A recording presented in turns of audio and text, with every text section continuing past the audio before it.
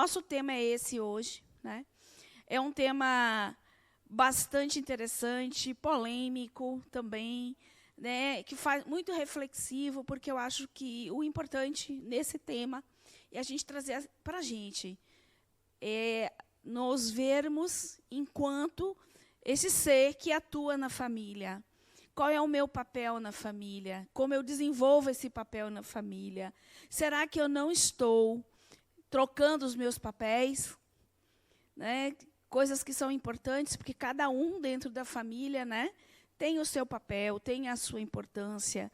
O quanto eu estou, de fato, desenvolvendo o meu papel, contribuindo nessa família.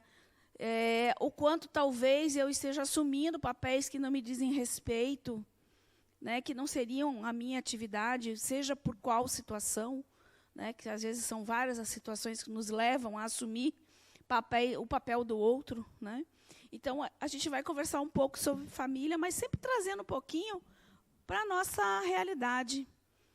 Né? Tá bom aqui, eu vou ficar aqui mesmo, porque o chefe já brigou comigo. Esse que é o problema, é alto, eu sou muito baixinha, eu vou ficar assim, eu quase caio. Então, vamos ver aqui, o objetivo geral da aula de hoje é percepção do papel da família no desenvolvimento da sociedade e de nossa responsabilidade pessoal dentro do grupo familiar. Essa é a parte, eu acho, mais importante. Porque, tirando esse objetivo geral, observando, a gente vai ver o quanto a família tem um papel importante na sociedade.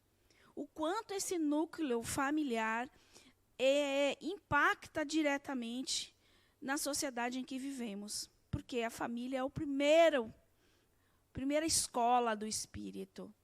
Né? É onde ele vai ter uma educação de base. É onde ele vai ter os primeiros contatos afetivos. É onde ele vai ter a oportunidade de exercitar a autonomia.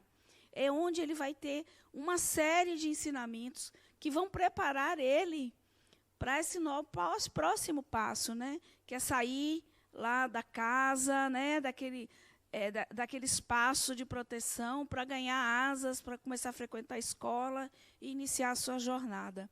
O quanto é importante a família nesse momento. É a nossa base, né? Objetivos específicos: mostrar a importância do núcleo familiar para o crescimento e desenvolvimento da sociedade e mostrar que o parente problema que, porventura, tenhamos em casa é fruto de nosso próprio passado, de cuja responsabilidade não podemos nos ausentar. Então, para a gente ter um olhar, isso eu falo o tempo inteiro aqui na ULI, nós somos desafiados a ter um olhar amplo, o que a gente fala, o olhar do espírito. O que é olhar do espírito? Quanto eu consigo olhar para o outro e dizer, para aí, ele é uma pessoa, assim como eu, num processo de aprendizado, num processo evolutivo, ele tem as questões dele, eu tenho as minhas, nós temos as nossas em comum. O que será que está levando nós estarmos neste lugar? Nesse lugar de agir dessa forma, neste lugar de falar o que eu falo, neste lugar de pensar o que eu penso. Então, quando a gente passa a ter esse olhar além, que vai muito além do que a nossa existência aqui, a gente começa a compreender o paraquê das pessoas em nossas vidas, o paraquê as situações que a gente vive. O que eu vou fazer com isso, na realidade?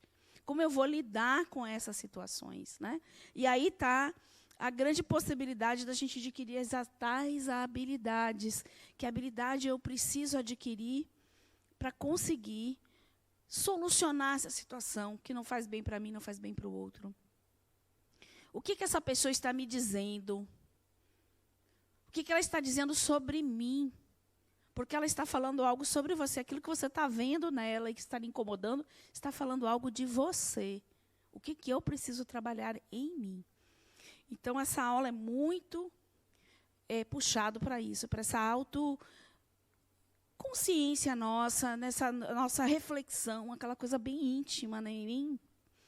Sem julgamento, sem culpa, sem nada. Apenas entendendo de que forma você pode contribuir para a sua própria jornada, né? Porque você ter essa consciência é facilitar o seu caminho. Facilitar o seu caminho, não é porque é ser bonzinho só com o outro, não. É facilitar para você mesmo, tá bom? Então, eu quero agora o exercíciozinho que vocês me digam em uma palavra, cada um de vocês. Me defina o que é família para você. Uma palavra. Vai passar o microfone aí. Acorda. Oficina. Oficina. Eu acho que é o aconchego. Aconchego, oficina. Convivência. Oi? Convivência. Convivência. Não vai doer nada. Só fale uma palavrinha. Não dói, juro. Vínculo.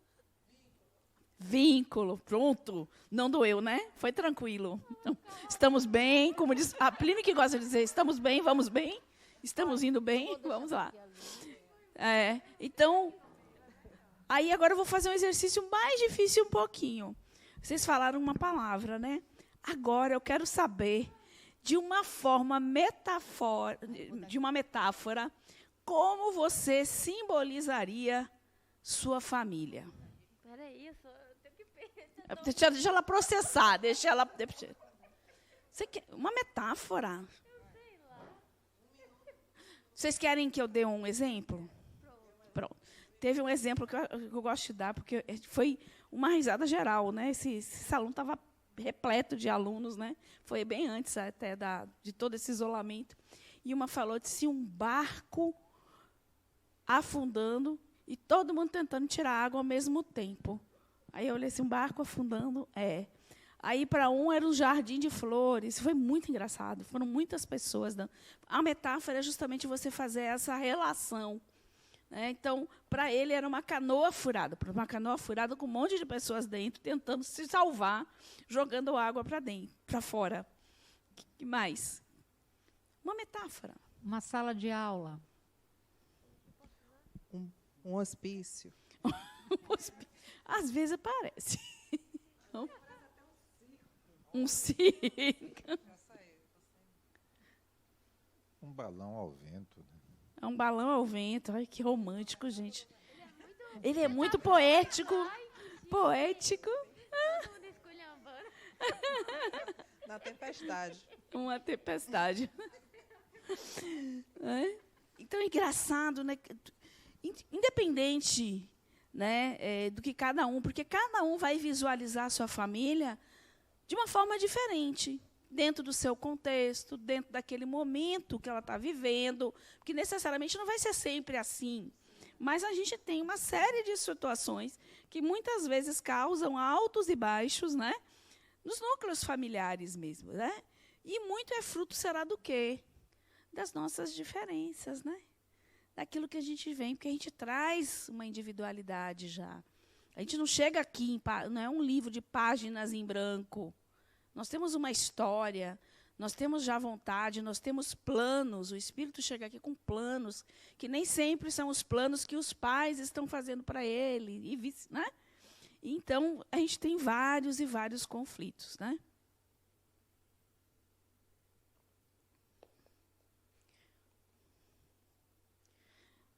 Então, aqui vamos trabalhar algumas definições assim de família, né? Se alguém quiser complementar, algo diferente, à vontade. É uma organização de espíritos encarnados ou desencarnados que, através da convivência, se responsabilizam a executar projetos comuns. Vocês concordam? A gente está ali junto. Ninguém caiu de paraquedas na família. Certo? A gente vai discutir um pouquinho mais lá na frente. Então, em algum momento, houve planos em comum. Sejam planos para realizar, né, projetos que sejam de interesse comum, sejam planos para tentar se resolver algumas dificuldades, algumas pendências, né, na vida que você não deu conta ainda, do relacionamento, de vários pontos de vista, né? Mas, enfim, estamos ali com algum projeto comum, nem que seja para se entender, mas estamos ali, ok? Representa a possibilidade da fixação de vínculos afetivos e da aprendizagem do amor. Porque a família, a gente até já viu isso em processamento da reencarnação, muitas vezes nós estamos com espíritos afins e espíritos que são desafetos nossos, né? E por que a família é esse grande campo? Por que será que é essa família escolhida para ser esse campo de aprendizado, nessa estrutura de encarnar em espíritos em desafetos? Por que será? Certas arestas, né? Acertar as arestas em função do quê? Em função do exercício do amor. Do exercício do amor. Porque os laços familiares são muito fortes, são vínculos muito fortes, né? Então, o amor ali, né, é, vamos dizer, a tônica da família. Isso sempre é possível? Às vezes não. Muitas vezes os espíritos se propõem a isso, vão em alguma família e não dão conta de fazer aquilo. Aí você muitas vezes vê desavenças incríveis na família e não entende por quê que os irmãos brigam, porque alguns se afastam, porque as famílias se desmancham às vezes, porque não conseguem se relacionar, que gerando às vezes ódios profundos, né? E até às vezes chega a ser, me fugiu a palavra, né? Trágico, né? Quando surge uma doença desse tipo de relacionamento, a família toda é doente. Sim. Em todos os aspectos, seja a doença psíquica, seja a doença física, tudo que chega para um da família é para a família, com certeza, não é só para um. Não é mesmo, isso é verdade. Hermínio de Miranda nos fala que a família é, pois, um grupo que caminha, oferecendo mútuo amparo, revezando-se aqui na terra e no além, uns na carne e outros no espírito, né? E a gente vai ver a família como algo muito mais ampliado, muito além da família material da gente, né? Se eu sou um ser que reencarno, vivo muitas vidas, vou e volto o tempo inteiro, ao longo da minha jornada, eu tive muitos amores, né? Tive muitos pais, muitas mães, muitos maridos, muitas esposas, muitos amigos. Eu tive muito. E essa gente toda desaparece da minha vida? Não.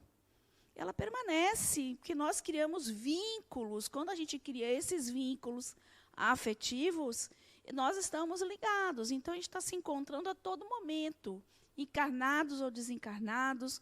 Ora, nos encontramos lá no plano espiritual, fazemos planos, reencarnamos juntos, às vezes não. Tudo depende da necessidade de cada espírito que está ali proposto, né? Que se propõe do que se propõe quando vai reencarnar. Então, essa família é muito grande. A nossa família é muito grande. Vai muito além da nossa família carnal. A gente vai até falar um pouquinho. Tem amigos que parece que são irmãos, né? Por que será, né? Que interessante isso, né? Tem aquela pessoa que você conheceu, aí você já você gosta, não sabe por que gosta, é um carinho especial, uma pessoa que desenvolve, às vezes, uma relação mais forte que um próprio irmão, às vezes. Você não sabe por quê, nem aonde. Por que será, né? Porque você já faz parte da sua família em algum momento. Já fez parte. Tem os casos também de pessoas que se aproximam da família para fazer um trabalho doméstico que também já pertence à família. Exatamente. Todos estão ali. Tudo que envolve a família, direta e indiretamente, tem a ver com o processo daquelas pessoas ali. E é incomum sempre. Mesmo que seja alguém que vá lá, no seu convívio, cuidar do seu filho, a babá do seu filho, alguém que todos têm relações. Quem sabe o que aquela babá já foi para seu filho e está ali, às vezes? A gente não sabe, né? E tem pessoas que se tornam da família, tão importantes quanto qualquer outro membro, né? Meu tio se divorciou. Quer dizer, só que a família da ex-mulher dele, eu tenho mais vínculo com ela do que com meu tio de sangue.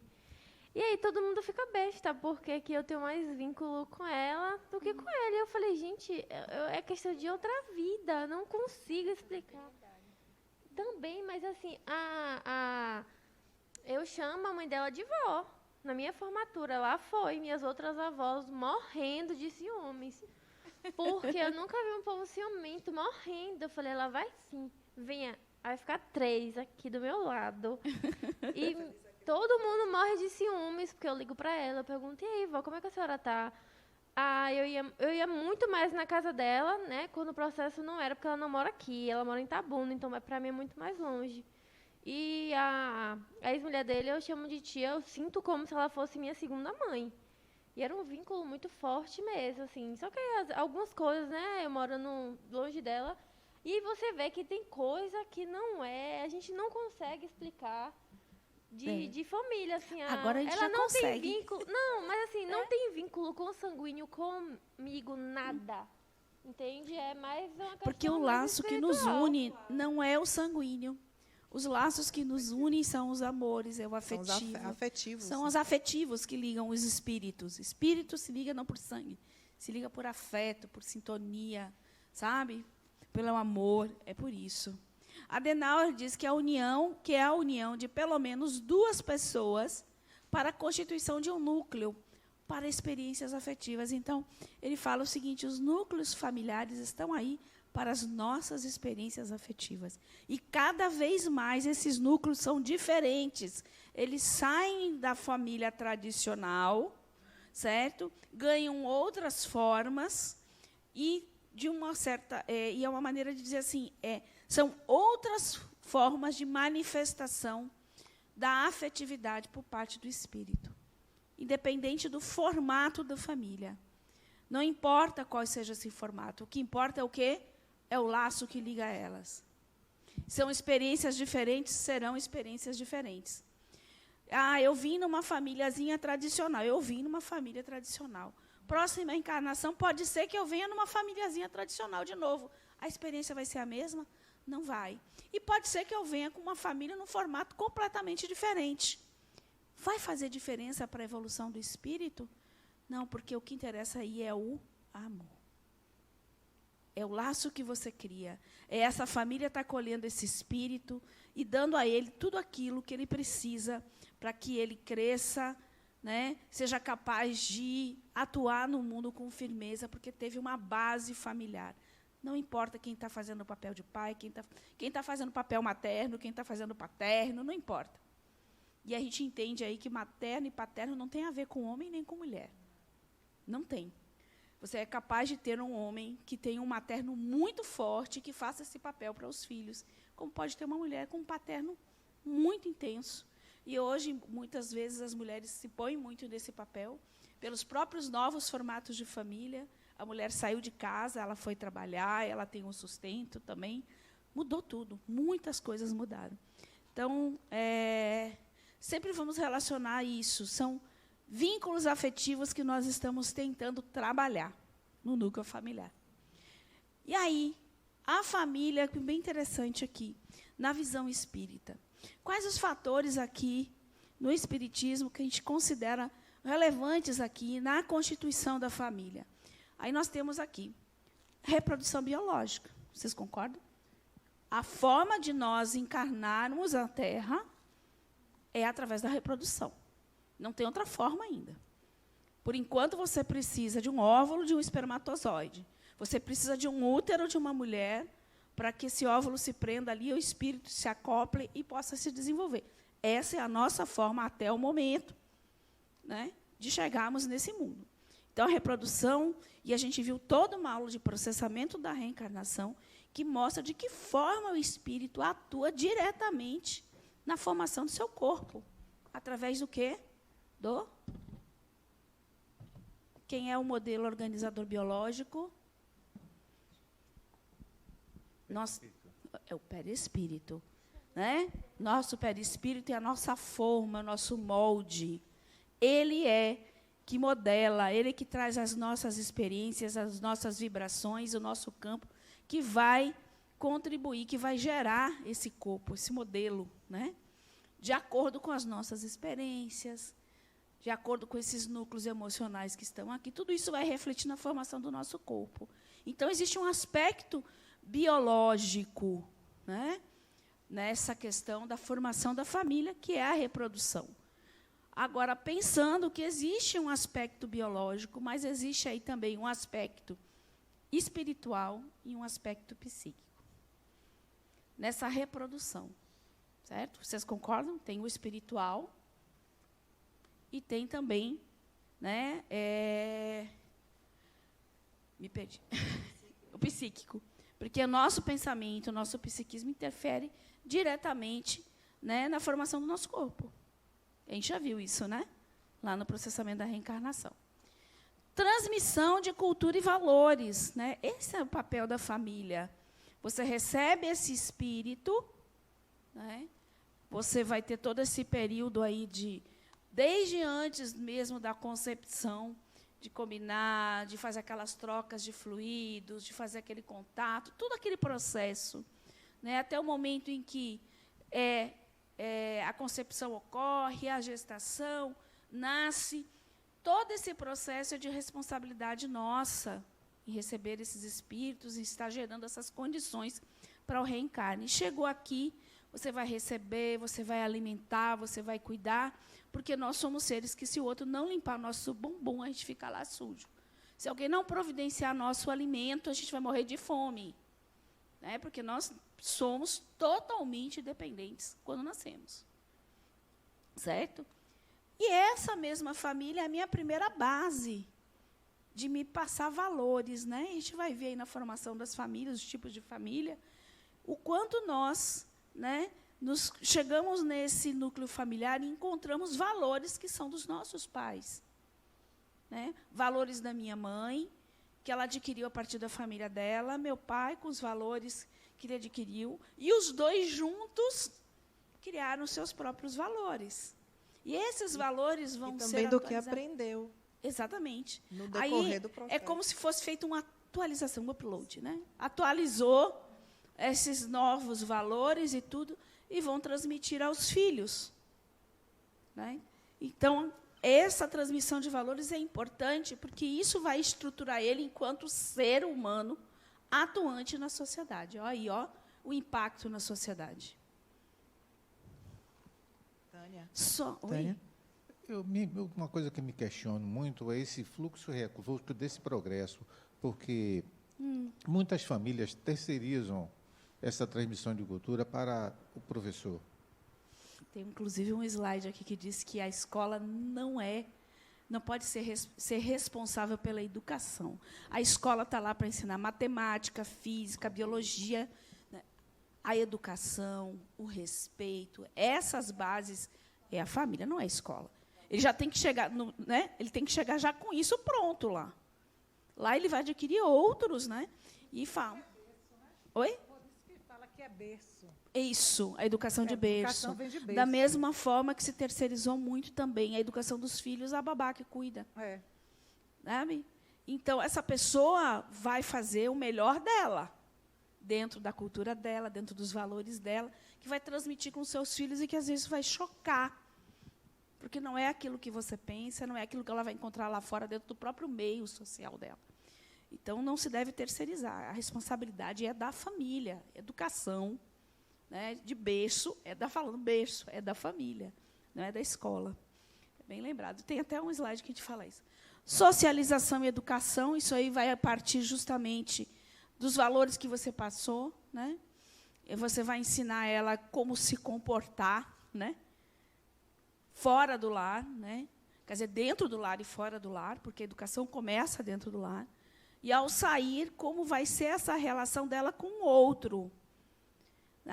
Ela precisa sair dali com noções de educação, com noções de respeito ao outro, e noção de comportamentos, né, sociais. E quem faz isso não é a escola. Não adianta chegar o terrorista lá para a escola ter que educar, né? Então, a gente vê hoje, muito nas escolas, alunos que chegam completamente sem limite, né, a ponto de agredir professor, a ponto de falar que eu estou te pagando, né? Interessante que a gente pensa que isso só é criança, mas eu fiz a faculdade de arquitetura, eu já tinha uma certa idade, e tinha adolescentes que, quando tiravam notas ruins, porque foram ruins mesmo, passavam lá para a coordenadora pedagógica do curso, o pai ia lá tirar satisfação. E o pior de tudo, que a faculdade cedia, porque ele não tem mais alunos, ele tem clientes que pagam. Olha aí, ó, os valores. Na minha época, o professor gritou, você tremia a base, tremia mesmo. E eu estudava numa escola pública. Era lei, o que o professor falava era lei. Um professor chamou um pai na escola para falar qualquer coisa, era uma vergonha que você não sabia onde se enfiar. Sabe? A diretora da escola, quando dizia, eu preciso ter uma conversinha com você lá na sala, era pânico. Porque existia um respeito, porque você tinha noção de que você tinha feito o errado, não estava certo. Que seu pai ia lhe repreender, que os colegas não iam concordar com você. Olha como, né, esses valores. Sustentação do equilíbrio da sociedade. Bom, se eu não dou uma educação base, eu não ensino o que é o respeito, eu não ensino o que é o limite, eu não ensino o que é o direito do outro. Se você não ensina nada disso, se você não passa nada, que ser humano você está entregando para o mundo? Alguém que totalmente desequilibrado. Né? Então, você está entregando para a sociedade pessoas que serão parte integrantes dessa sociedade. Uma depois. realidade distorcida, né? Sim. Do que realmente é o convívio social. Totalmente. Né? A família é o núcleo básico da sociedade e onde reencarnam os espíritos a fim de continuar seu processo de evolução. É nela onde se processam os encontros de antigos afetos e desafetos para o necessário crescimento espiritual. Então, estamos todos lá para se resolver, ou para crescer junto, ou para resolver nossas birras e probleminhas anteriores, né? Sem o caráter punitivo, absolutamente. Ninguém aqui está para pagar nada, isso a gente vai ouvir até o final da ULI, que você não está aqui para pagar, você está aqui para aprender. E, às vezes, esse aprendizado passa por algumas experiências, né, que nem sempre são agradáveis, que são frutos da nossa própria escolha, nossa caminhada, nossa jornada. Isso é normal, né, na vida. Que talvez não se resolva também. Né? Pode Precisa ser. de um processo maior, porque às vezes a gente fica se punindo porque não É. resolveu. Não resolveu, não teve capacidade, vai ter oportunidade novamente. Só que não é para ficar tocando terror por aí também, Não. né, Marie? Né? Vamos entender que você pode fazer o que você quiser, mas você é responsável por aquilo que você fez. Tudo que vier, né? Tudo que vier baseado naquilo das suas escolhas é responsabilidade única e exclusivamente sua, né? Então não é bem assim, né? E aí eu vou perguntar, qual é a diferença de casa e de lar? Quem me diz aí a diferença? Eu vou para minha casa, eu estou no meu lar. Deixe ela, depois de um tempo, ela precisa processar um pouquinho. É casa ou lar? Ninguém sabe me dizer a diferença de casa ou lar. E aí? Você arrisca? A casa é um encontro entre seres sem a responsabilidade que existe no lar, que desce a parte da educação. Digamos assim, um exemplo. As piriguetes que hoje circulam em abundância por aí colocam crianças no mundo, mas ela nem brincou, nem brincou de boneca, já coloca uma criança no mundo e essa criança vai ser criada pela rua. Ela não vai ter um lar, ela vai ter a casa para dormir, um repouso e vai ser criada na rua. E o nome do pessoal também, os piriguetes entram? Você falou só das mulheres. Mas tem que falar Eles dos se homens, atraem, que né? eles fizeram os dois. Eles se atraem. Eles Vamos lá. fizeram os dois, né? Alguém gostaria de Foi tão complementar mulher aí? Não. É? Ele falou dos piriguetes. Pirigueto também. As piriguetas. Você, minha gatinha. Vocês concordam? Qual é a diferença de casa? Eu dizer, se eu vou para casa, eu estou no meu lar. O que é a diferença? A palavra casa me traz uma coisa física, uma coisa fria. E o lar me vem uma harmonia, união. E casa, somente para mim, casa é o peito da matéria, casa. O objeto casa. Perfeito, que foi o que vocês falaram, né? De formas diferentes, mas exatamente isso. O lar é uma sintonia psíquica e espiritual entre os membros que a instituem. É um campo vibracional mantido pelas mentes e corações de quem a constroem. A gente fica naquelas nossas sintonias, né? O que a gente atrai para a vida da gente, o que a gente cria para nós, quais as pessoas que eu chamo, todas essas pessoas que estão fazendo parte desse lar, tem a ver com essa sintonia. Por isso que ele fala aqui, né? da sintonia psíquica espiritual. Então, fazem parte ali, né, do nosso, vamos dizer, da nossa experiência. Estão todas ali juntinhas. Então, é essa relação. Esse lar pode ser um lar mais tranquilo, às vezes pode ser um pouquinho mais tumultuado, às vezes tranquilo, às vezes tumultuado, né? Depende muito da sintonia psíquica das criaturinhas que estão vivendo lá, né? Mas é isso. E a casa é somente o ambiente físico, né? Na minha casa tem harmonia. Às vezes o ambiente realmente é mais, mas essa harmonia não é da casa, mas são das pessoas que habitam nessa casa. Que o lar, quem faz são as pessoas. Eu me lembro de uma ocasião que nós tivemos que abrir mão de uma casa que a gente tinha para ir morar num apartamento menor, né, e tudo. Situações que a vida traz, né? E eu me lembro que eu conversando com meu filho, eu perguntei para ele, disse, olha, a gente vai ter que sair daqui, a gente vai ter que reestruturar a vida, né? E vamos ter que ir para um lugar muito mais simples e tudo. Tudo bem para você? Ele disse, mãe, a gente estando junto está tudo bem. Porque o nosso lar não é a casa, o lar somos nós. Meu filho falou isso para mim. E aí isso retrata exatamente que pouco importa se é uma casinha desse tamanho, se é uma mansão, né? Não importa. O que importa é o sentimento que une aquelas pessoas, né? E eu achei muito bonitinho que ele falou, disse, porque o lar, isso não é o nosso lar, isso aqui é só a casa, a gente vai para qualquer lugar, né? E aí a gente, quando fala de experiência afetiva, né, dessa sintonia, acho que a pergunta que a gente precisa se fazer, né, e quando a gente olha esses dois quadros, até que ponto, de fato, eu vivo uma experiência afetiva com a minha família, ou se eu só cumpro papéis que eu tenho obrigação. Né? Porque o objetivo é essas experiências. Né? Quanto, de fato, eu vivo, experiencio o meu filho, acompanho ele, né? Quanto eu me relaciono com o meu companheiro ou a minha companheira, né? O que eu estou vivendo com essas pessoas, além da obrigação do dia a dia, além dos papéis que eu tenho que cumprir, que é trabalhar, botar comida dentro de casa, sabe? E aí você, quando vê essa imagem aí, que é bem atual, né? Que você chega, às vezes, num restaurante, você tem... E casa. Aí você chega, às vezes, num restaurante, é tão comum, né? Tem 6 pessoas na mesa, 6 estão no celular, e o mais incrível é que, às vezes, estão conversando um com o outro.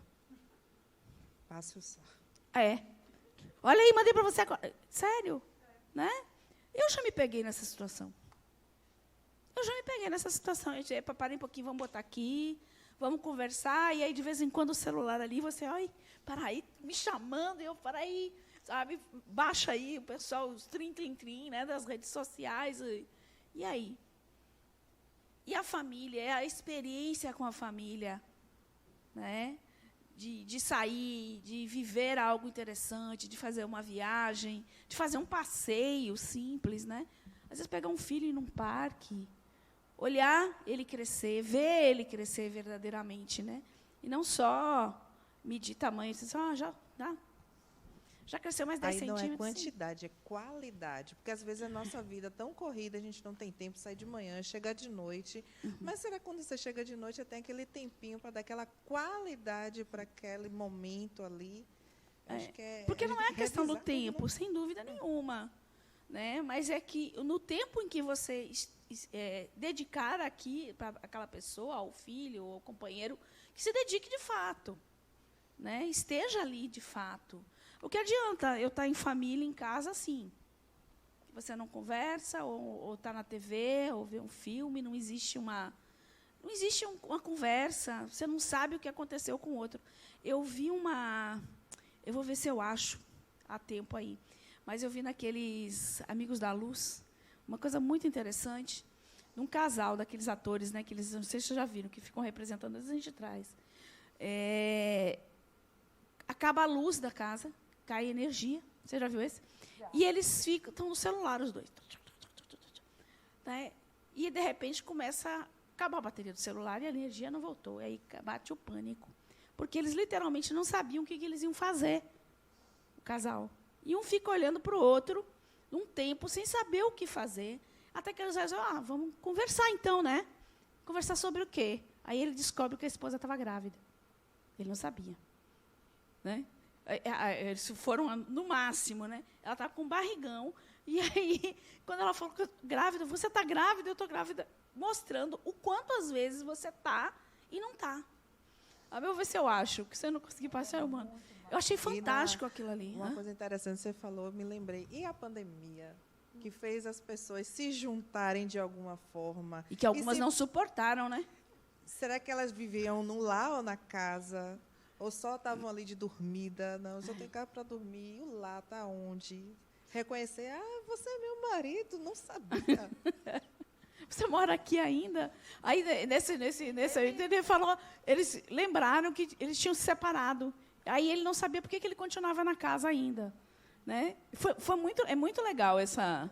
Eu vou ver se eu procuro. Então, vamos pensar assim, de fato, o quanto eu estou vivendo essa experiência afetiva. Né? Como eu estou me relacionando com os meus pais, uma outra coisa também, né? O tempo passa. Né? A nossa experiência aqui, nós somos imortais, espíritos imortais, mas o personagem é finito, ele morre. E aí? Como vai ser isso para você quando o seu pai não estiver aqui, quando a sua mãe não estiver aqui?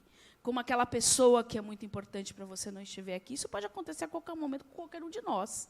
Não precisa ser só um pai e uma mãe. E aí?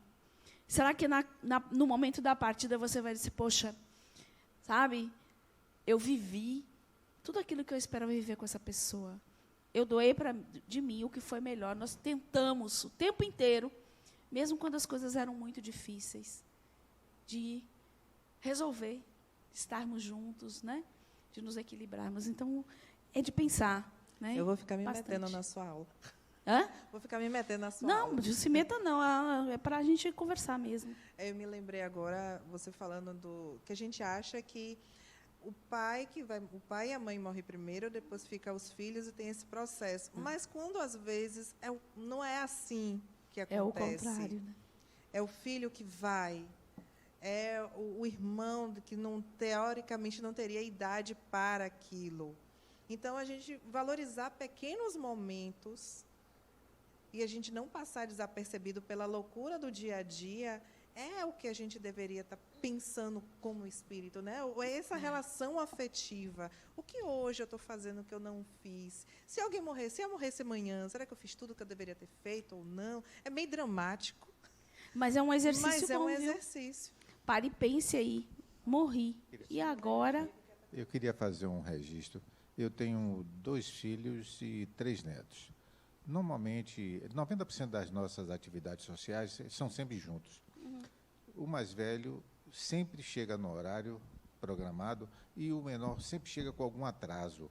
A briga deles dois somente ocorre nesse momento, porque o mais velho fica reclamando, porque ele perdeu o tempo de nós estarmos juntos e ele ia perder essa convivência. Sempre. Que lindo. Até nisso ele é fofo. É, demais, né? É, meu filho, vou embrulhar e levar para casa, né? Poxa. Aí a gente vai ver um pouquinho sobre família. Nós temos alguns tipos de família, né?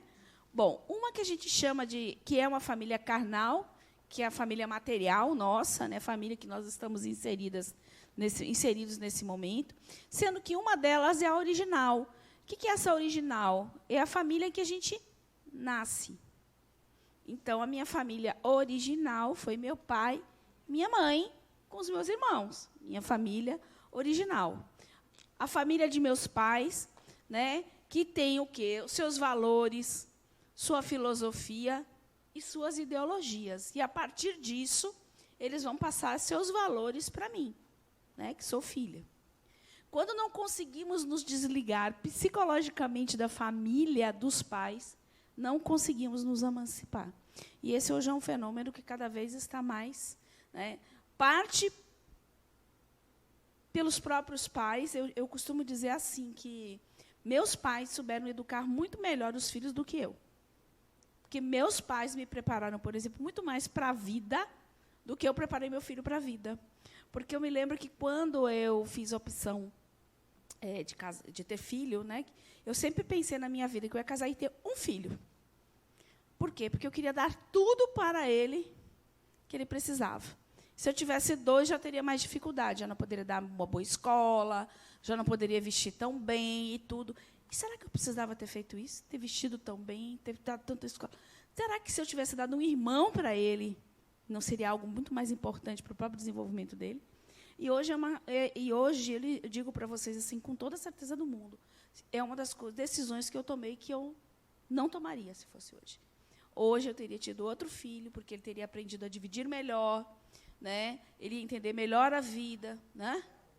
Eu sou filha única e sou feliz. Ana. Não, mas ele é feliz também. Ele não reclama, não. Ele nunca reclamou.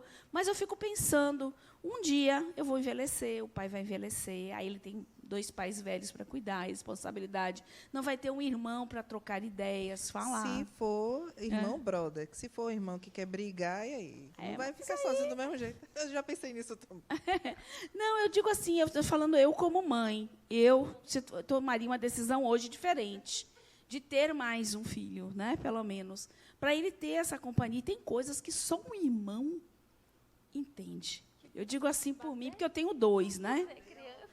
Não, mas é interessante isso, porque Tânia está trazendo a visão dela enquanto mãe. Mãe, Enquanto mãe. Não estou de filho, não. E ela, como filha, teve 2 irmãos e que eu divido muito. Então, são experiências muito diferentes. E é interessante, quando a gente fala dessa afetividade, é que, muitas vezes, para sustentar esse clima afetivo, as pessoas também não se revelam como são.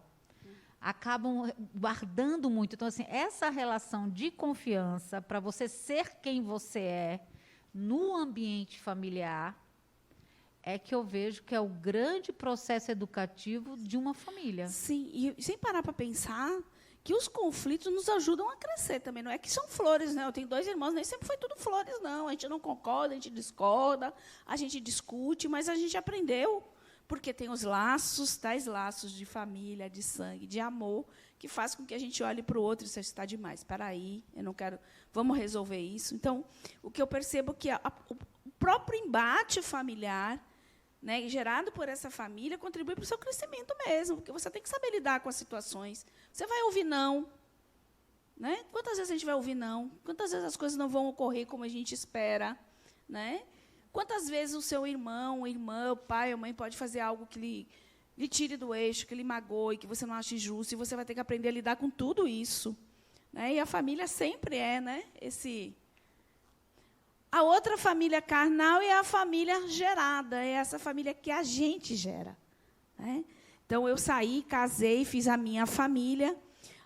Bom, aí vem aquilo que eu falei, né? Eu caso com uma pessoa que tem um universo muito próprio, porque ele foi criado de uma forma completamente diferente, com um pai com funções profissionais diferentes, com pensamentos diferentes, uma mãe também, né, que já traz da sua família a sua cultura, a sua forma de dizer, de viver, e juntou os 2 ali e fizeram os valores próprios, né, criaram os valores para a própria família e passaram para os filhos.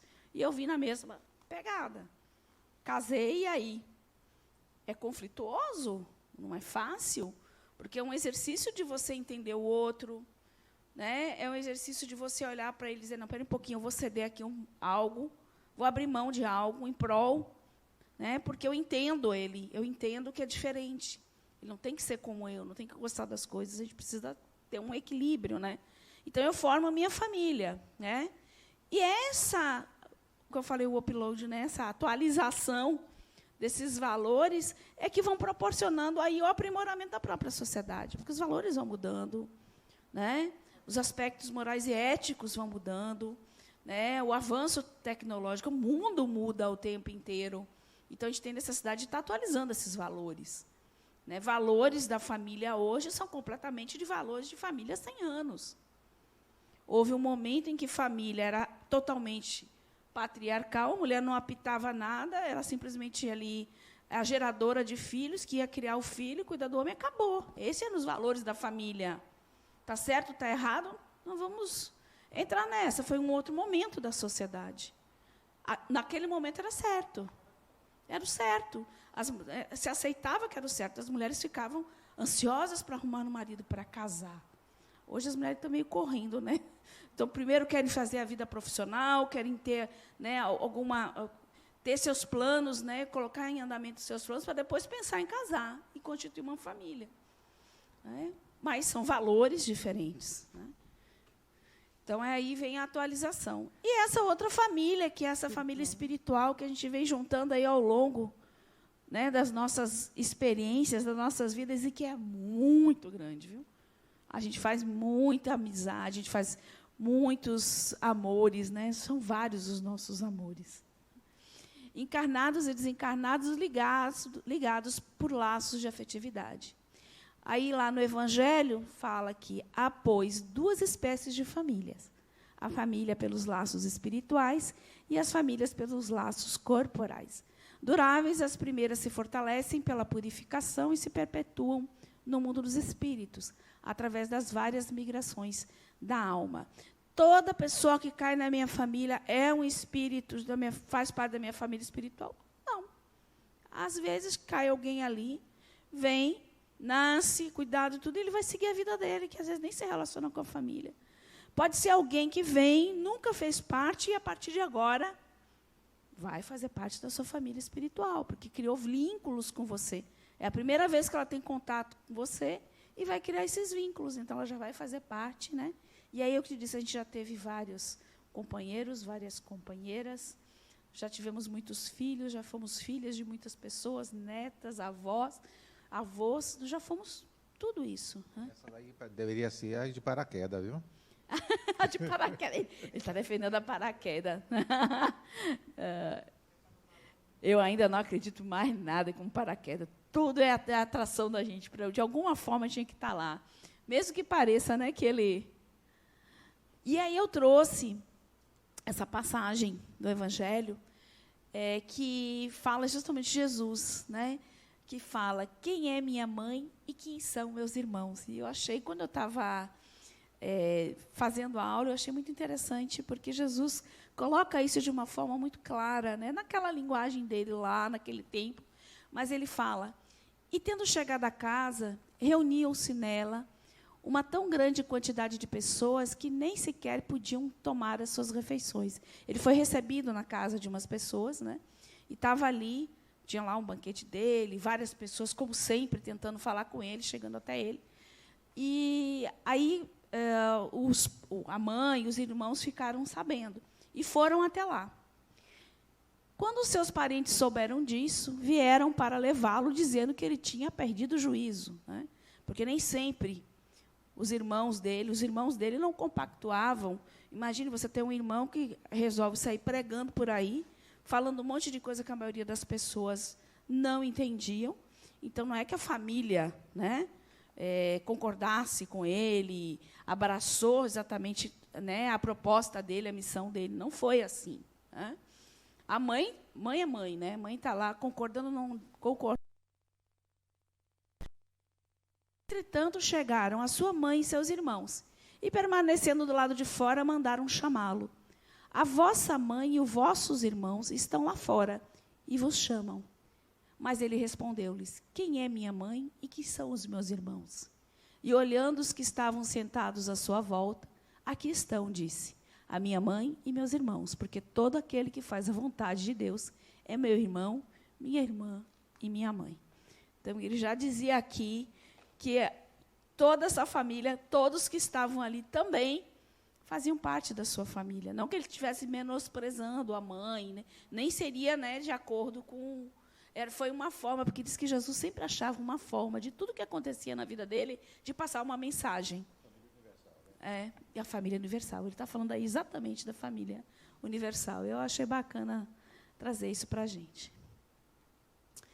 A verdadeira família é universal, pois somos todos filhos de Deus, criaturas de um mesmo princípio gerador. Todo mundo concorda, né, que fomos criados simples e ignorantes, né? Nosso Criador nos fez assim. Nascidos para o amor, unimos-nos em grupos, que a cada encarnação ampliam seus laços de fraternidade, construindo a verdadeira família espiritual. A evolução ocorre em grupos. Né? É possível você evoluir sozinho? É possível, porque diz que o espírito, mesmo que ele fique parado, ele vai evoluir pouco, mas ele nunca vai ser o mesmo. Eu fiquei aqui, não quero fazer nada, não quero. Alguma coisa ele vai absorver de diferente naquele tempo em que ele veio, com aquelas pessoas que ele esteve. Ele sempre vai evoluir. Mas a pessoa que se nega a estar em sociedade perde uma grande oportunidade. Porque o nosso aprendizado está aqui, ó, na relação com o outro, no embate com o outro, com as dificuldades com o outro. Outra coisa, nós aqui em grupo, nos reunimos em grupos não é à toa. A sociedade já se organiza em redes sociais há muito tempo. De forma diferente, só que a gente botou no celular, botou na tela do computador. Mas nós somos uma grande rede social, desde como se organiza enquanto sociedade. Porque ele se organiza para justamente proteger, cuidar um do outro, garantir que os serviços andem, garantir a sobrevivência. Então, nós somos uma grande rede social. A gente tirou as fronteiras, né? Exato. Ampliamos. Que agora está difícil. Hoje está muito fácil, né? Você pega que a gente está falando com não sei quantos ao mesmo tempo. É diferente o tempo, né? Uma tecnologia que, no meu entender, né, a gente saber entender também que não é ruim a tecnologia, não é ruim. A tecnologia está a serviço do espírito. Tudo está a serviço do espírito. Né? A questão é que a gente leva um tempinho para entender como usa da forma mais correta. Né? Mas essa tecnologia favorece muitas máscaras. Mas essas máscaras sempre existiram. Sempre existiram. Não é a tecnologia que pôs máscaras em nós, somos nós que fizemos. Tecnologia apenas, você tem um acesso maior. Por quê? Quantas pessoas mostravam suas máscaras para demonstrar aquilo que não eram? Só que agora eles estão tirando foto, fazendo selfie e colocando, mas máscaras sempre existiram. E a gente está tendo a oportunidade de falar mais sobre isso. Sim. É a mesma coisa sobre qualquer escândalo que antes a gente não sabia. Então, a tecnologia vem a favor trazer para a luz o que a gente... Tinha dificuldade, né? Não tinha Exatamente. acesso, né? O que a gente reprimia, né? E coisas tão distantes que a gente nem sonhava que existia, hoje elas estão mais próximas, até nossos familiares, que não estão aqui tão perto, tão longe, a gente consegue falar. Mas a questão das máscaras é a questão do indivíduo. Ele vai se mostrar como ele é, não importa se é com a telinha ou presencial, ele só está ampliando a quantidade de pessoas. E assim, é interessante que a tecnologia sempre, porque a gente fala aqui direto, né, que o aspecto moral e o aspecto intelectual não andam juntos. Né? A gente não conseguiu esse equilíbrio. Né? Então, quer ver um exemplo que a gente deu até na última aula, a bomba atômica. Em primeiro momento, a energia nuclear foi usada para guerra, para matar. Hoje, você usa a energia nuclear para muitas outras coisas. Sabe? É energia que gera para lugares que não têm recursos hídricos e naturais para isso. Muitos exames, né, de imagem nuclear. Então, mas primeiro foi usado dessa forma. E a isso internet fruto, foi criada para a guerra. Exatamente. Hoje o nível, de qualquer forma, o nível em que ela já chegou, educacional. Hoje é difícil enganar a gente, viu? Só se a gente quiser se enganar. Porque você tem um mundo na palma da mão. Você tem a informação que você quiser.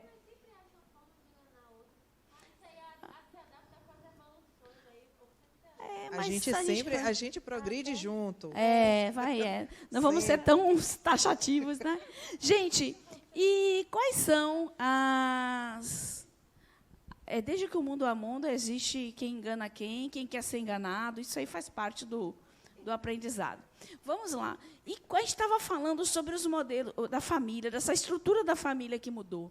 Quais são os aspectos que vocês acham que da família hoje contemporânea que mudou, promoveu essas mudanças na família? Não vale dizer internet só. Não deixa ele falar. Hã? Eu acho que... Pode falar. A família pode ser formada por 2 mulheres, por 2 homens, né? Sim, a estrutura da família não é mais aquela binária, né? Homem e mulher. Homem e mulher. Sim. Ela já pode ser formada por 2 mulheres, por 2 homens, né? Por 2 homens, 2 mulheres, né? 2 as homens, 2 famílias mulheres, que é o tal trisal, entendeu? A formação. Mas o que favoreceu que isso acontecesse? Tem um aspecto aí que levou a essa formação. Eu acho que Menos preconceito, talvez, também ajudou, né? Certo. O que mais? Complementem. Complemente aí, minha amiga. Não, eu tô pensando algo. Deixa ela pensar, vá. Que mais, gente? Que mais que influenciou na estrutura da família? Tem uns aspectos bem... A mulher passou a ser a mantenedora da família.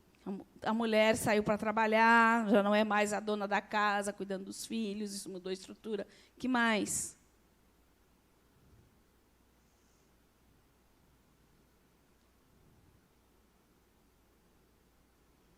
Nossa, que silêncio. Até os desencarnados estão levantando a mão para falar. O próprio acesso à informação que a gente tem Acesso à hoje. informação. Mari está ali quieta. Gente, vamos lá. Vocês concordam que isso tem a ver com a liberdade sexual? Era a palavra, né, que levou a isso, inclusive as novas formações, né? Hoje é fato, você tem menos preconceito, ainda tem muito, viu, gente? Não tem pouco não, tá? Eu conheço várias famílias nessa estrutura e eu vejo o quanto elas sofrem ainda o preconceito, né? E são famílias incríveis. Incríveis no cuidado com os filhos, no amor com os filhos, na atenção com o filho, porque não tem nada a ver se são dois homens que estão ali, se são duas mulheres, mas é o laço que une, né? Já vi famílias com essas novas estruturas, com muito mais respeito um com o outro enquanto companheiros, construindo muito mais do que muita família tradicional. Porque não é a questão, não adianta você ter uma família tradicional e isso ser um verdadeiro campo de guerra, onde o amor não reside, onde o respeito não reside, né? Então, a liberdade sexual mudou muito isso, né? Outra coisa também, a liberdade sexual mudou as estruturas de família, do ponto de vista, às vezes, de ter netos morando, a filha, por exemplo, engravidou, não casou, e está morando com o pai, então esse neto é criado, né? Esse filho é criado pelos avós, ou então, na minha família, por exemplo, meu irmão, a filha do meu irmão é criada pelos meus avós, pelos meus pais, porque ele foi uma relação de uma noite, aconteceu, ela engravidou, não tiraram, né? Permaneceu com a criança, quando ela nasceu, minha mãe foi e conversou com ela, porque ela não tinha muita condição financeira, e ela disse, não, minha filha vai ser criada por você, porque ela vai ter melhores condições. E ela que criou, né? A neta é uma outra estrutura de família. Aqueles avós estão fazendo papel de pai e mãe, né? O mercado de trabalho aí tem a ver, né? Não é só o homem hoje que vai trabalhar. Não é só o homem o responsável em manter a casa, até porque a vida está difícil. Tem que ter os dois mesmo batalhando, né? E a mulher ganhou o espaço dela profissional com muito custo, né? Ela conseguiu. Hoje ela ocupa cargos até significativos, algumas funções por empresas, inclusive, preferem mulher pelas aptidões do feminino. Então, a mulher, né, embora ainda não seja ainda, né, de pé, mas a gente já conquistou um espaço muito grande, onde a mulher não tinha dinheiro nem trabalhar, de pensar em trabalhar, né? E isso é bem interessante, que passa aí por uma revolução sexual, passa aí por um outro, né? A mulher queimou o sutiã e disse, olha, eu quero ter direitos, e, num primeiro momento, isso foi muito agressivo, né? Foi muito agressivo. Eu costumava dizer que minha avó queimou o sutiã e quem pagou o pato fui eu, né? Porque não teve um grande equilíbrio. Então, no primeiro momento, a mulher teve que ser homem para entrar no mercado. Então, eu me lembro que se vestiam de terninho e tinham ter posturas mais masculinizadas para ser aceitas naquele mercado, né? E hoje já não é assim, né? A maioria das profissões que a mulher ela, né, consegue ser mais ela, ter esse feminino mais tranquilo. Então, o mercado de trabalho alterou muito essa. A mãe hoje vai trabalhar, às vezes o filho fica numa creche, fica na escola em tempo integral, né? Outra coisa, um fenômeno que aconteceu também, o desemprego, muitas vezes é o marido que está em casa cuidando do filho, porque é a mulher que está empregada. Eu trabalhava no CRAS, né?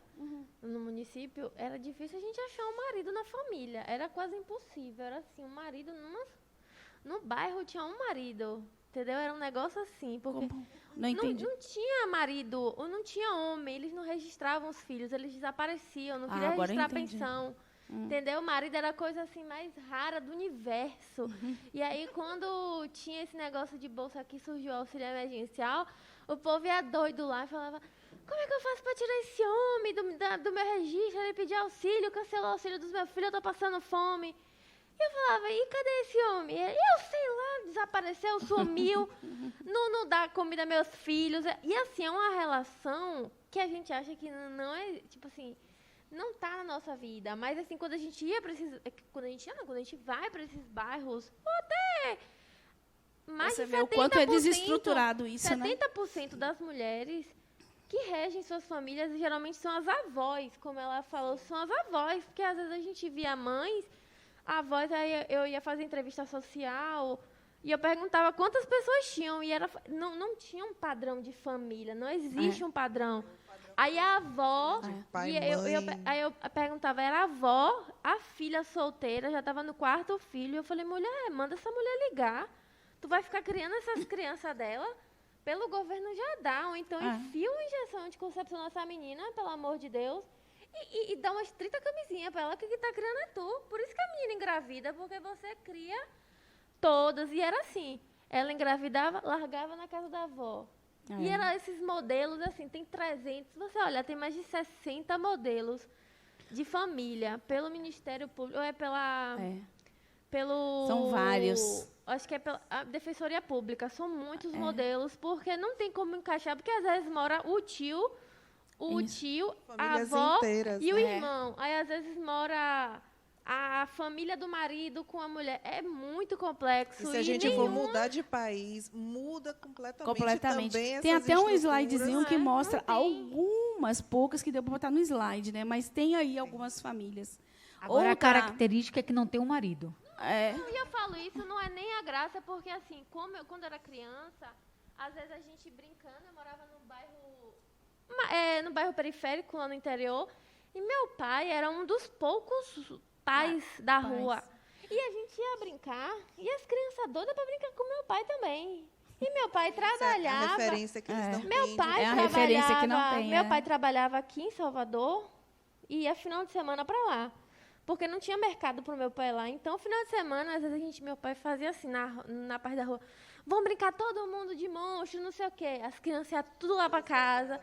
Fazia aquele negócio todo. E o povo chamava até meu pai de pai. Ei, pai, tio, pai. Imagine a necessidade E eu da ficava referência assim, paterna, né? Realmente. Hoje eu entendo. Hoje, assim, a gente entende a profundidade disso. De ser um dos poucos pais e maridos da época. Porque, o quê?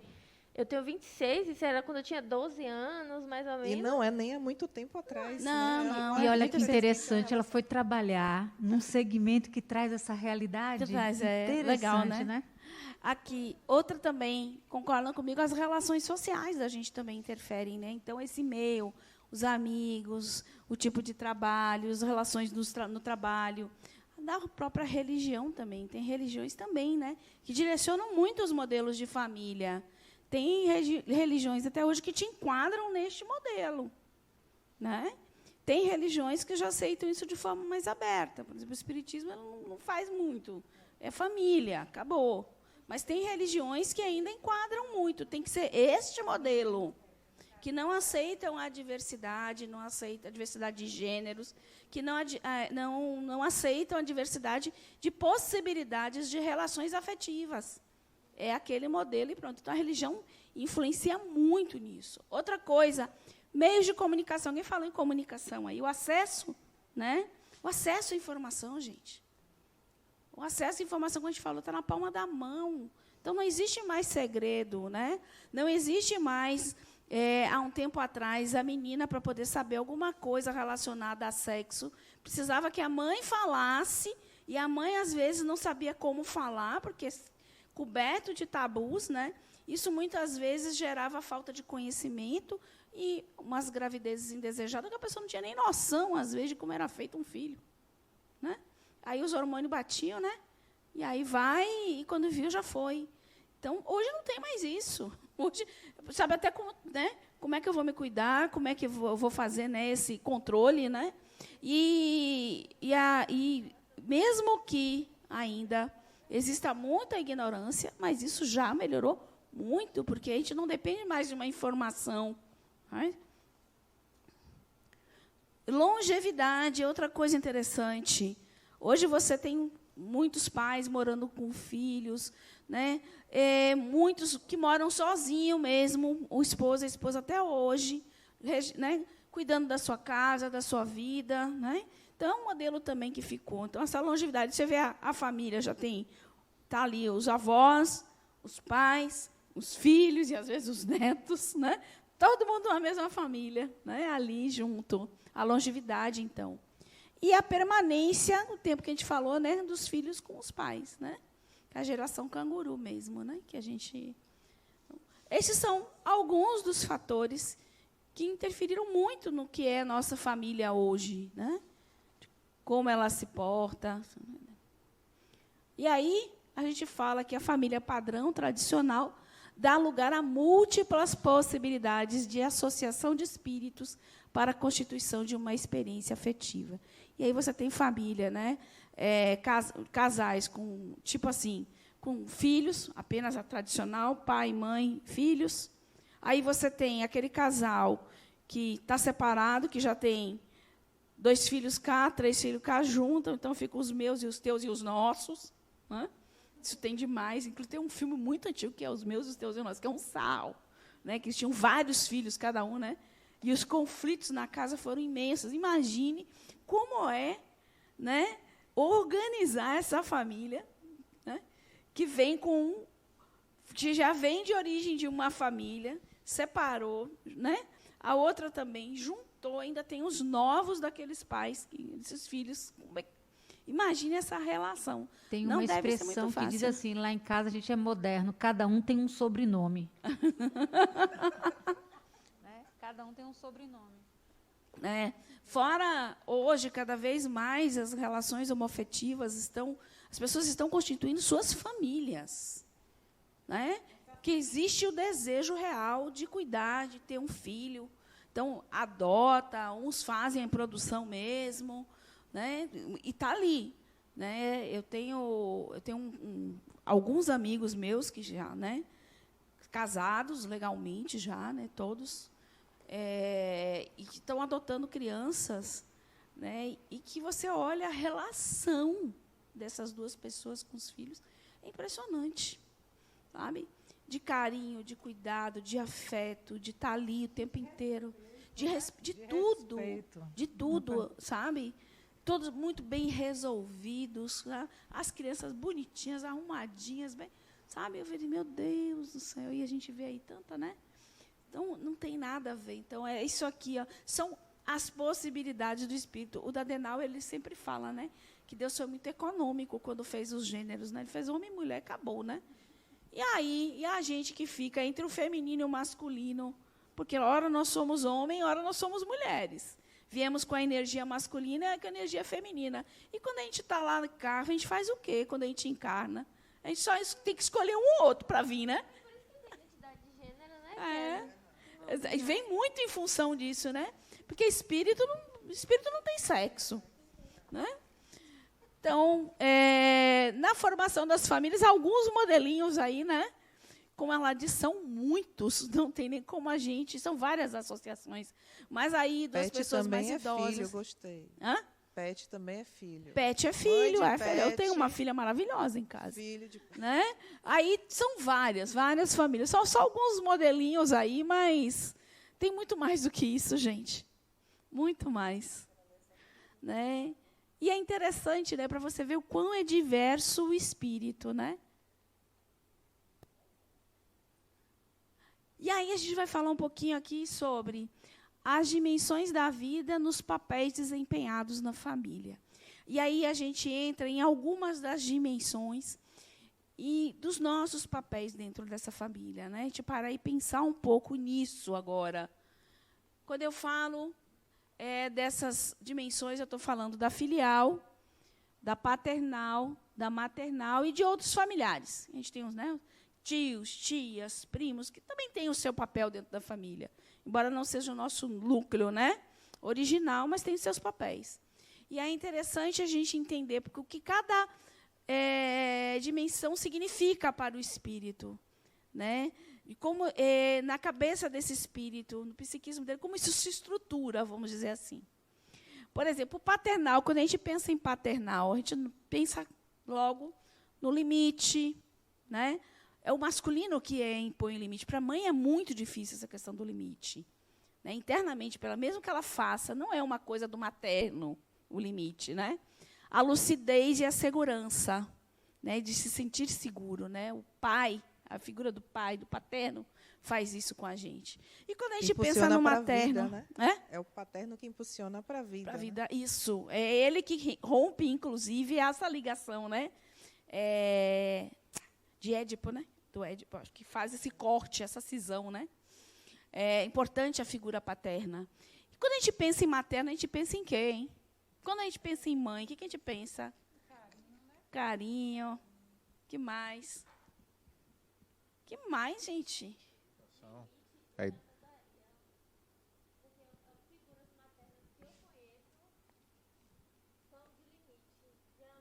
Até o microfone. Que eu tenho, ela está com dificuldade aqui agora, acabou. São de liberdade, por isso que minha mãe sempre falou, mãe educa e pai deseduca. Porque meu pai sempre foi muito mais permissivo. Lembra que... Minha mãe sempre foi muito mais dura. Caxias e assim, as figuras maternas que eu tenho São mais, tipo, botar limite, de botar regra na casa, de reger a casa. Por exemplo, meu pai e minha mãe, né, contribuem os dois, trabalham os dois. Mas minha mãe sempre foi aquela figura mais presente de colocar limite. Meu pai falava, pergunte a sua Mas mãe, lembra pergunte que a a sua gente mãe, estava pergunte a sua falando... mãe. Eu não sei, minha mãe sempre falava essa frase, mãe educa e pai deseduca, porque às vezes mãe falava, não vá sair. Mas, aí vó estraga, a mãe ia falar que vó estraga. Só assim, para a gente fechar. Lembra que a gente falou que o aspecto materno e paterno nem sempre está na mulher, né? O paterno nem sempre é o masculino e o materno nem sempre é o feminino, né? Não, mas você perguntou o que a gente paterno, pensa. a dimensão paternal. Assim, o que a gente pensa, por isso que eu estou falando, eu relaciono. Isso. Porque mas, assim, no senso comum, uma estrutura de arquétipos, nós temos arquétipos aqui. São estruturas de entendimento coletivo. De entendimento coletivo, normalmente, o paterno, essa dimensão paternal, a dimensão paternal, não o pai em si, essa dimensão paternal traz a gente justamente isso, né? O limite, a segurança. E a maternal, normalmente, está ligada à sentimentalidade, à proteção, a mãe que protege, a percepção, já tem aquele cuidado. Então, o materno está muito ligado a isso, né? O alimentar, né? O nutrir. Você liga muito isso ao materno. Nem sempre essas figuras são de um homem ou de uma mulher, certo? É a dimensão que a gente está falando. E a filial, nosso papel nessa dimensão filial passa muito pelo respeito, pela cooperação no lar, pela responsabilidade também sobre esse lar e sobre esses pais também, né? E os outros são aquele apoio e compreensão, né? Primo, às vezes você vai, aquela figura que está ali correndo, que faz parte da família, mas não está naquele núcleo, né? Então, às vezes, você tem um confidente primo, um tio que já faz uma vontade. São aquelas estruturas de apoio, né? Que não estão ali com o papel de educar. Não estão ali no papel de, né? De estragar, nem de educar. Estão ali para estragar.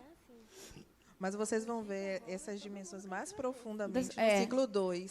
Aqui é só uma... Porque, assim, observe que isso aí é o papel do equilíbrio. Não, mas é interessante o que você fala, porque senão a gente põe como certo e errado. Eu entendi aquilo, estou falando. Bom, vamos lá, então vamos seguir. Quando falta essa figura da dimensão, quando essa dimensão paternal, né, falta isso, qual é o problema que a gente tem? A pessoa vai gerar um problema que é dificuldade com a autoridade, de respeitar a autoridade, falta de disciplina e falta de limites. Então, o paterno traz isso, né? Quando o materno falta, nós temos problema de afetividade.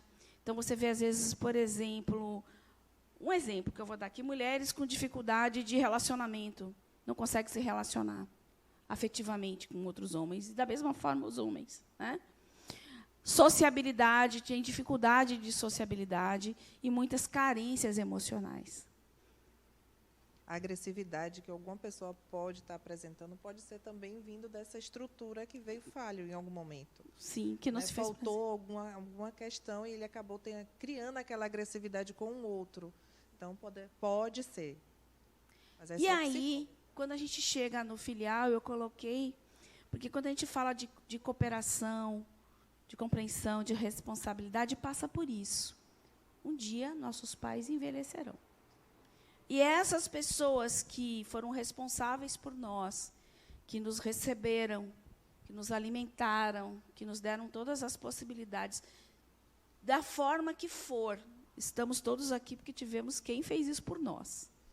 Às vezes, essas relações não são fáceis. Às vezes, são relações extremamente tumultuadas. Mas, e aí? Eu estou aqui porque eles existem. Eu estou aqui que, da forma deles, né, me proporcionaram essa experiência. Qual é o meu papel nesse momento? Será que é nesse momento que eu devo julgar? Será que é nesse momento que eu queira, às vezes, até ir à forra, né, por alguma situação? Ou será que é nesse momento que eu tenho que ter o meu olhar de espírito e ver, assim, da mesma forma que eles me receberam, me alimentaram, cuidaram de mim, vai chegar um momento em que vai ser esse meu papel. Né? E que isso é uma coisa vem de lá de trás, Isso. do processo reencarnatório. Eles aceitaram a sua vinda. Né? E o que você vai fazer de volta? Esse olhar que é independente de qualquer discussão, de qualquer trabalho, de uma briga, que você vai resolver. Não é que vai se resolver, mas é o que você, filho, honra aquele pai, tu honra aquela mãe. Exatamente. Né? Honra teu pai, honra o pai. Essa estrutura não é você, eu não gosto de meu pai porque eu tenho uma briga com ele. Estou dando um exemplo. Mas, se ele precisar, você vai estar lá? Eu tive um depoimento, né, de uma aluna da terça-feira. Foi uma aula até de Paulo de Tarso, e onde ela contou justamente o depoimento do quão difícil foi a relação dela com o pai, que a abandonou, deixou, e ela ficou anos sem conhecer o pai.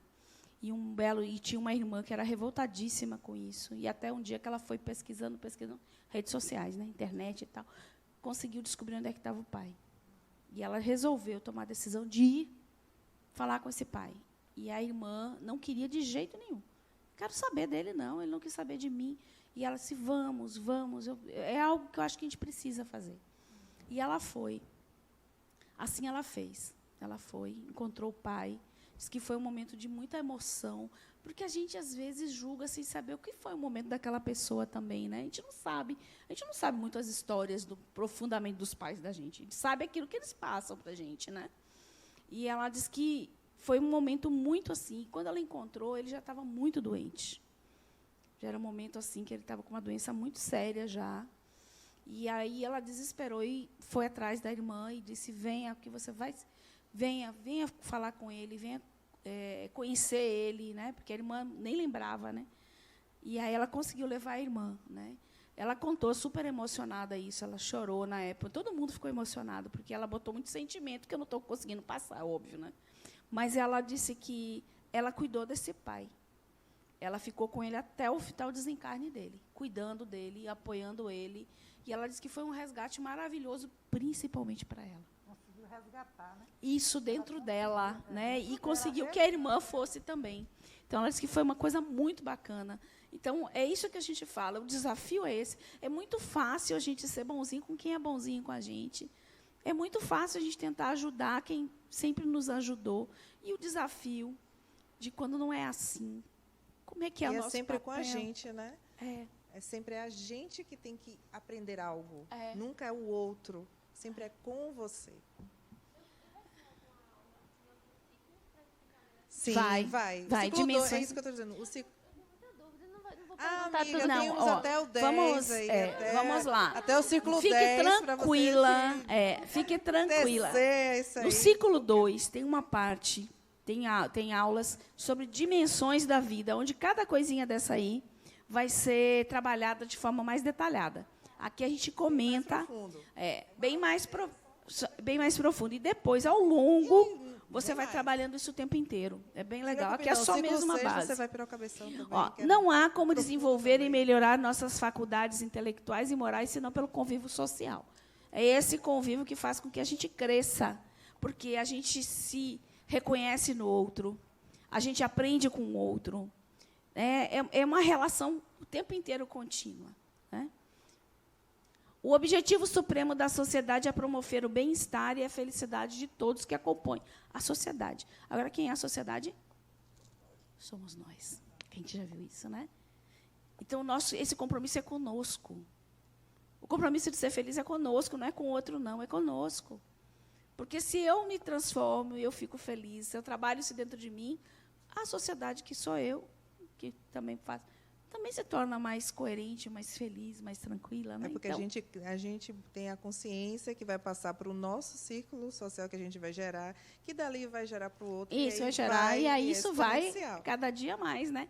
Sem a permuta constante de afeições, conhecimentos e experiência, o espírito se embruteceria. Né? Quando você fica voltado para dentro de você mesmo, você se embrutece mesmo, você se fecha para o mundo, né? Se fecha para as experiências. É o isolamento. E isso não é legal, né? Não é bacana. E aí, a gente, quando fala de deveres, a gente fala dever com o outro. Não, deveres com você. Pensa primeiro quais são os deveres com você mesmo. Amor ao trabalho, sabe? É tentar fazer do seu trabalho algo que realmente... A gente viu aí a lei do progresso, né? Lei do trabalho e progresso. O quão é importante você se encontrar dentro do seu trabalho, né? De você estar sempre procurando aprimoramento, melhorar, mudar se for necessário, não ter medo, né? Na verdade, é a gente viver. A Adenauer sempre fala, né, que a gente precisa viver. Que o melhor é ser grato a Deus. Eu achei muito bacana eu ouvir ele falando que uma forma de ser grato a Deus é viver. É viver. Né? Porque a vida foi o maior presente que a gente pode ter recebido. Então, isso é gratidão, é viver. Senso de responsabilidade.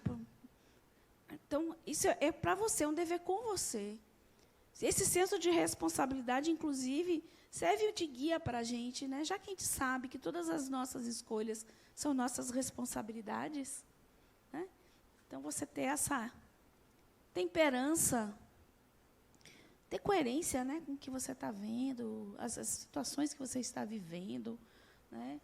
Ter coerência com você mesmo, né? Porque às vezes a gente tem um papel de se cobrar tanto, de se julgar tanto, que acaba que atrapalha o nosso andar, né?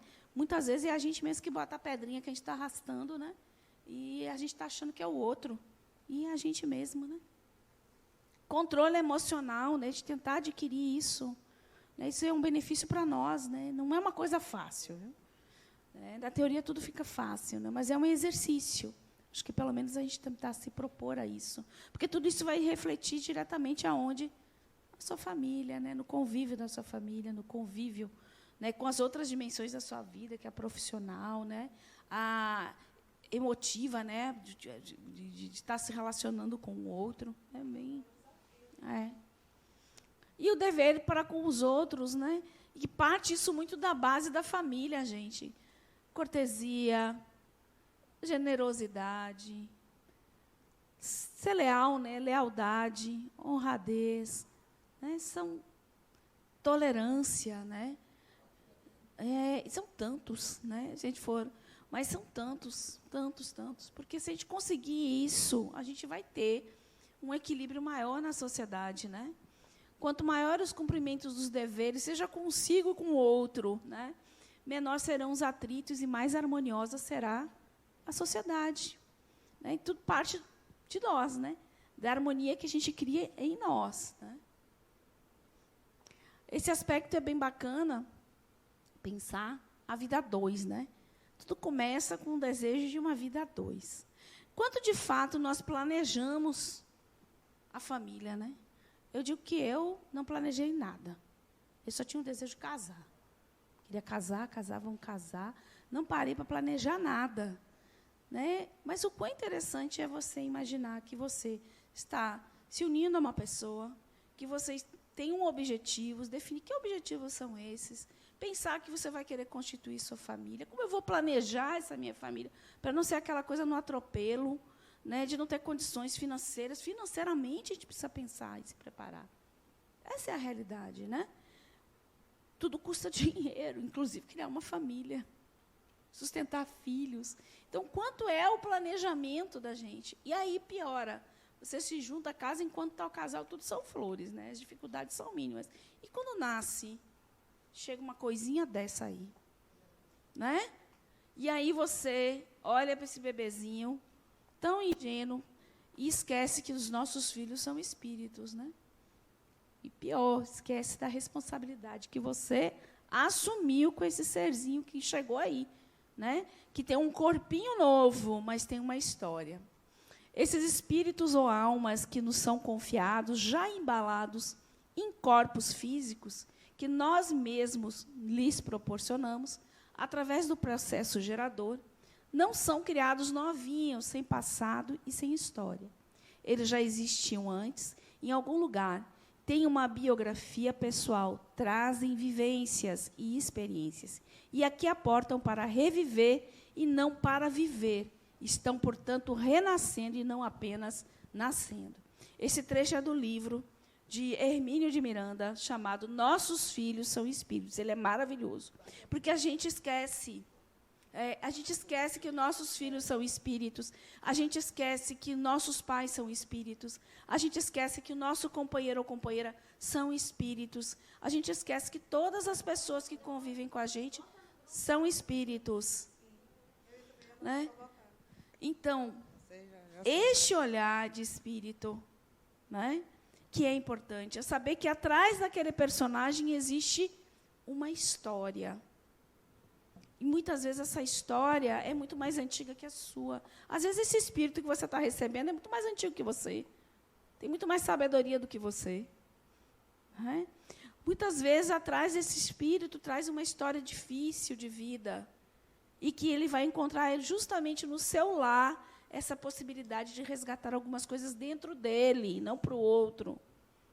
Então, a responsabilidade nossa, enquanto família, é receber em todos os aspectos que essa pessoa traz, porque essa família, às vezes, é responsável na evolução desse espírito, é o que vai ajudar ele a avançar. Ou, às vezes, ele está chegando justamente para fazer o contrário. Ele vem para ajudar essa família que está ali, para ser o ponto de equilíbrio daquela família. Quantas vezes a gente vê isso em famílias que, às vezes, um filho mais jovem é o ponto de equilíbrio de todo mundo, é o pontinho de luz no meio de uma guerra. Ou quantas vezes esses espíritos chegam extremamente rebeldes dentro de famílias extremamente tranquilas, que é o contraponto para tentar mudar isso dentro deles, essa tempestade. Então, vamos pensar um pouquinho mais, né, nessa... E aí esse ser chega ao mundo, né, dentro dessa família, cheio de desafio. Né? Eu acho que uma das coisas que faz com que a gente tema muito reencarnar é justamente saber que a gente vai ter que passar por tudo de novo. Tudo de novo. É um novo personagem, mas tem experiências que serão... Né? A gente vai ter que reviver algumas situações na vida, tipo, a criança tem de fazer o reaprendizado da vida, nas condições em que renasceu. Terá que se familiarizar com o novo corpinho que recebeu, aprender a língua de seu povo, bem como retomar reconhecimentos gerais, habilidades manuais como desenho, escrita, manipulação de instrumentos, aparelhos, ferramentas e tudo mais. Ele vai ter que aprender a andar, vai ter que aprender a fazer cocô, limpar o bumbum sozinho. Ele vai ter que ir para a escola, passar por todas aquelas situações de se sociabilizar. É tudo novamente. É como se fosse um processo que diz assim, volta tudo no iniciozinho, chega de forma humilde, né? Recomeça, você vai ser dependente de novo. Você vai ter que passar por várias experiências que talvez lá atrás você não tenha conseguido assimilar. o que de fato ela significava. Então, você vai passar por tudo novamente, né? E aí a gente falou a questão da educação da família, aí, que a gente estava, né, já deu até um spoiler ali. A família auxilia o direcionamento do espírito, que se encontra em aprendizagem pela reencarnação. Muitas vezes perdidos sem limites, necessitando de orientação e acolhimento. É aquilo que fala, muitas vezes a família está recebendo esse espírito com esse objetivo, ajudar ele, né? Ou vice-versa, né? Cabe aos pais o papel de encaminhar, estimular e orientar os filhos. A escola não substitui a família, nem os pais devem transferir seu dever de educar e ensinar os espíritos colocados sobre a sua guarda por Deus. Então, são nossas responsabilidades. Tá? De todas as associações existentes na Terra, excetuando naturalmente a humanidade, né, excluindo, né, nenhuma talvez seja mais importante em sua função educadora e regenerativa do que a constituição da família. Está lá em Vida e Sexo, né, do livro de Chico Xavier, né, pelo Espírito Emmanuel. E o que fazemos na escola final, então? Você até falou aí, menino. Conteúdos, né? A gente vai lá aprender português, matemática, conteúdos aqui que vão ser necessários para as nossas profissões e tudo, mas não a educação. Oi? Oi? Socialização também é bem importante, né?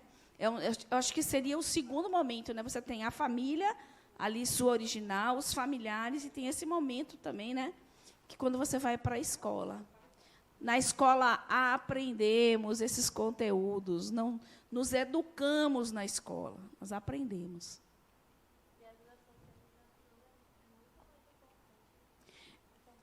Viver em família é um grande desafio para o desenvolvimento do indivíduo e um grande aprendizado. Isso aí é só para reafirmar o que a gente está falando, né?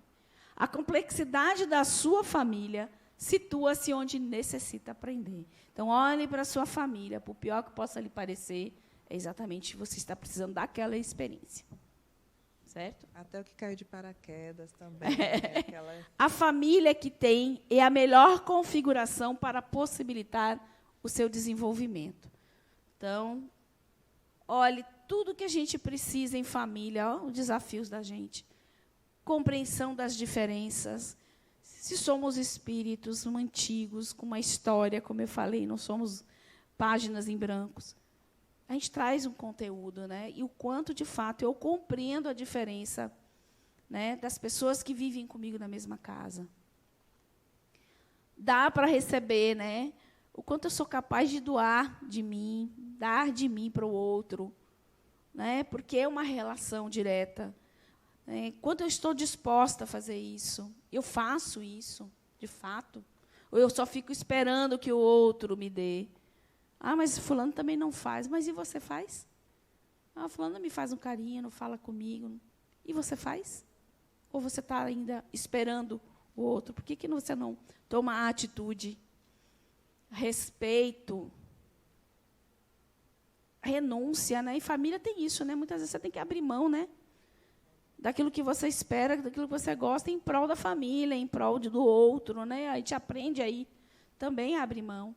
Paciência, às vezes essa paciência é fundamental para estabelecer o equilíbrio, né? Amar para ser amado, né? Também será que eu não estou naquele mesmo papel ali, ó? Estou esperando receber. Será que eu estou esperando que o outro me ame e o quanto eu tenho a capacidade de amar? Ceder para conquistar, né? Mas o ceder para conquistar não de fazer o que você quer, não. É o ceder de dizer assim, eu vou abrir mão disso em prol do outro, e vai chegar algum momento que esse outro também, né, fará o mesmo por mim.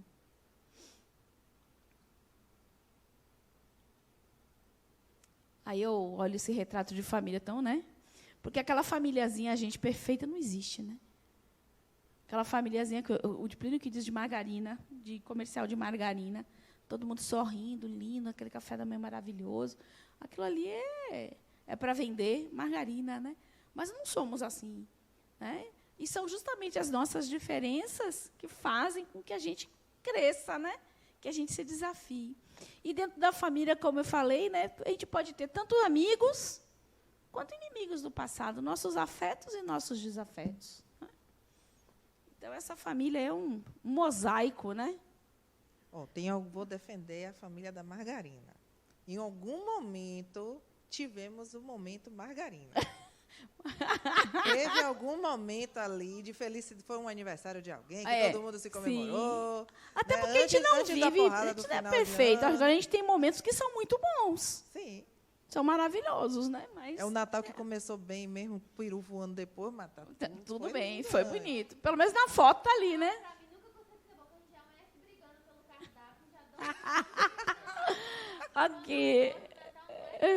Pronto. Os espíritos Arranjou que se, outro momento. os espíritos que se encarnam na mesma família, sobretudo como parentes próximos, são frequentemente espíritos simpáticos, ligados por relações anteriores que se traduzem pela afeição durante a vida terrena.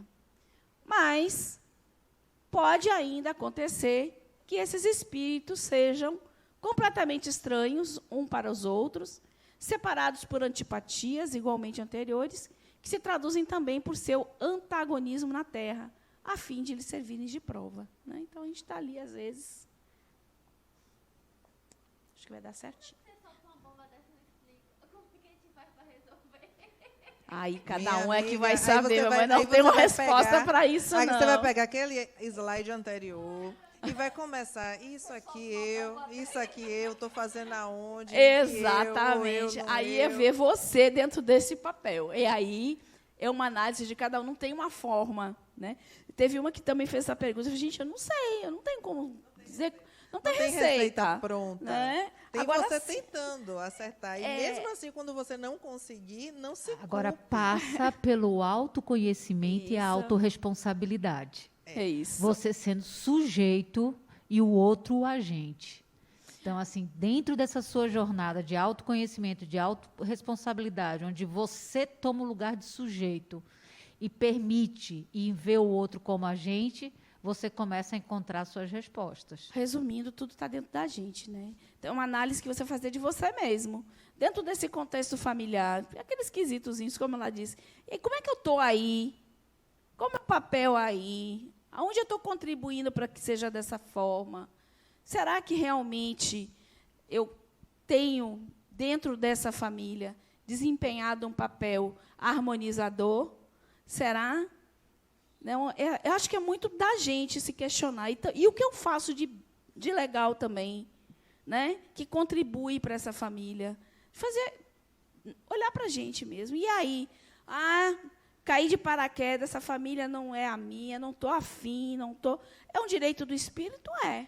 Ele pode chegar e dizer, olha, tentei, né? Intimamente, tentei, não estou dando conta, vai ter que ficar para a próxima isso. É possível? É errado? Não existe certo nem errado, existe o que é adequado para o espírito naquele momento. Mas o fato é que você, ausentar-se da família, sob o pretexto de que é diferente dos demais, com quem convive, é fugir do próprio destino e da oportunidade de crescer espiritualmente. É uma oportunidade que você está ali, né? De desenvolver uma habilidade que você não tem ainda nessa questão da relação. Então, você vai se ausentar, tudo bem, mas, de repente, se você ficar, né, é melhor tentar se resolver ali, agora. Tire. E não é só tentar. Eu estou vendo que ele está errado. E você quer que ele faça o certo. Mas ele não quer fazer o certo. Aí você também tem que ter seu olhar de que ele também é um espírito, que ele tem o desejo dele, a escolha dele. E está tudo bem. Está tudo bem, e aqui eu achei bem legal, de Luiz Fernando Veríssimo, tem um videozinho bem curtinho para passar, mas que ele fala, a família não nasce pronta, constrói-se aos poucos e é o melhor laboratório do amor. Em casa, entre pais e filhos, pode-se aprender a amar, ter respeito, fé, solidariedade, companheirismo e outros sentimentos. Então, a gente não está pronto, não. A gente está em construção. A gente não é perfeito, não. A gente está ali, é o nosso laboratório, o laboratório do espírito. Aí você falou, né? Não existe um best-seller para... Não tem como dizer, essa família é perfeita, essa é de sucesso.